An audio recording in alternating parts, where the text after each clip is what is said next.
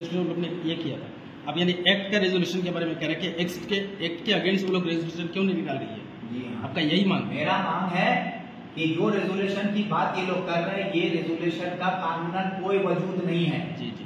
ये रेजोल्यूशन जब लिया गया था 2 दिसंबर 2024 को, उस वक्त वो बिल के शक्ल में पार्लियामेंट में लाया जा रहा था। उसको रोकने के लिए इन लोगों ने खुशामद की थी।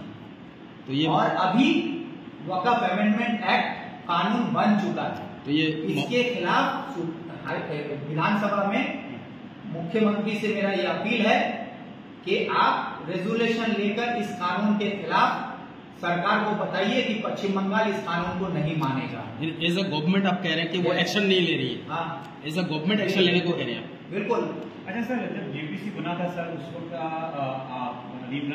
एक बार भी जेपीसी कमेटी के साथ मुलाकात नहीं हुई? अरे भाई, जेपीसी कमेटी के साथ मुलाकात करने के लिए जो हमारे कांग्रेस के तरफ से जो टीम गई थी, उसमें जावेद साहब खुद एक मेंबर थे।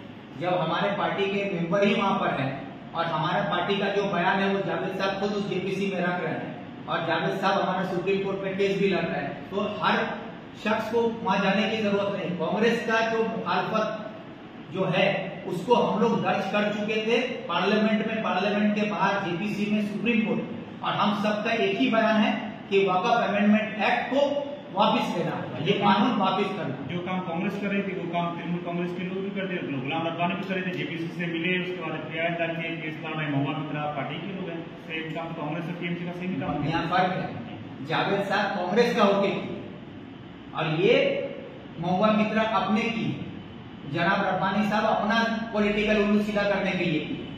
अगर भाई आप पश्चिम बंगाल सरकार में, सरकार के तरफ से क्यों नहीं हो रहा, ये सवाल है ना।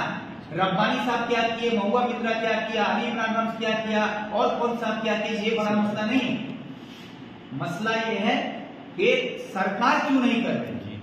ममता की सरकार जो खुद को मुसलमानों की सरकार बताती है, हिमायती बोलती है, मुसलमानों के हक में बात करती हैं, सर पे घूंटा डालकर मुसलमानों के लिए दुआ मांगती हैं, ईद की नमाज में आकर वहां पर खड़ी हो जाती है, मुसलमानों के सामने अपने आप को मुमताज बेगम बनने की कोशिश करती हैं।